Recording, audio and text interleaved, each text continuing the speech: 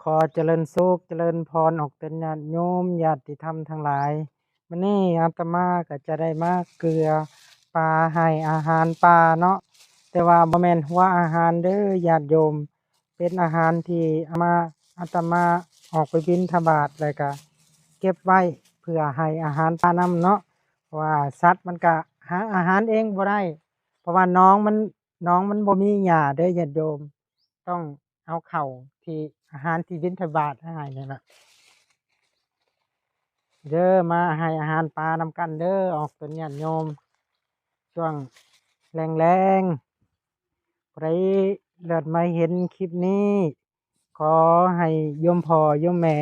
จงมีแต่ความสุขความเจริญหายทุกข์หายโศกหายโรคหายภัยหายพยาธิโรคาเด้อปรารถนาสิ่งใดขอให้ไปโดยชอบประกอบด้วยศีลด้วยธรรม